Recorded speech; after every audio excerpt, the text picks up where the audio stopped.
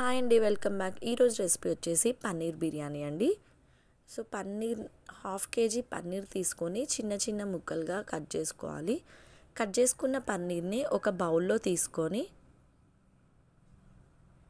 బౌల్లో ఇప్పుడు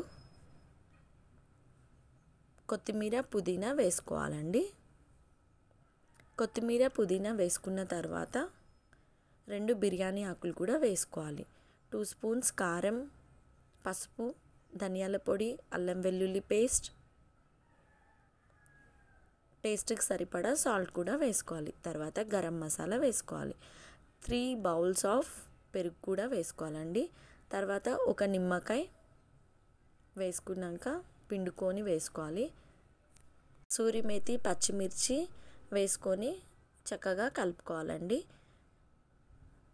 ఇప్పుడు ఒక హాఫ్ అన్ అవర్ ఈ మిశ్రమాన్ని మనం మ్యారినేట్ చేసుకోవాలి.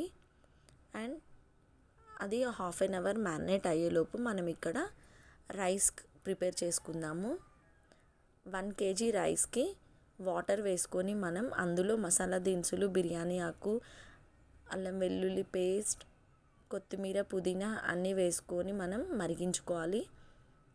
మరిగించుకున్నాక అందులోనే మనం బాస్మతి రైస్ కూడా వేసుకొని ఒక 85% రైస్ ఉడికించుకోవాలండి.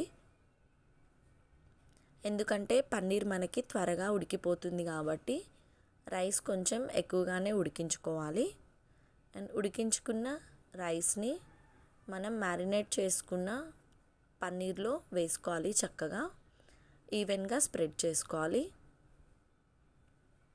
ఈవెన్గా స్ప్రెడ్ చేసుకున్న తర్వాత పైనుంచి కొత్తిమీర, పుదీనా వేసుకోవాలి.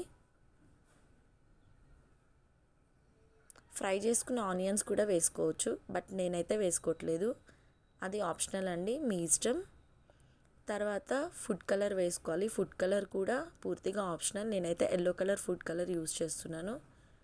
వేసుకొని ఒక 8 to 10 minutes మనం దమ్ చేసుకోవాలండి.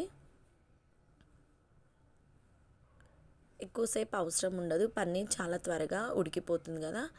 సో 8 to 10 minutes తర్వాత చక్కగా పన్నీర్ బిర్యానీ అయితే రెడీ అయిపోయింది. ఒకసారి మనం కలుపుకోవాలి. చూసారా, పన్నీర్ కూడా చాలా డెలిషియస్గా, చాలా స్మూత్గా ఉడికిపోయింది. ఎంతో ఎమ్మీగా ఉండే పన్నీర్ బిర్యానీ అయితే రెడీ అయిపోయింది.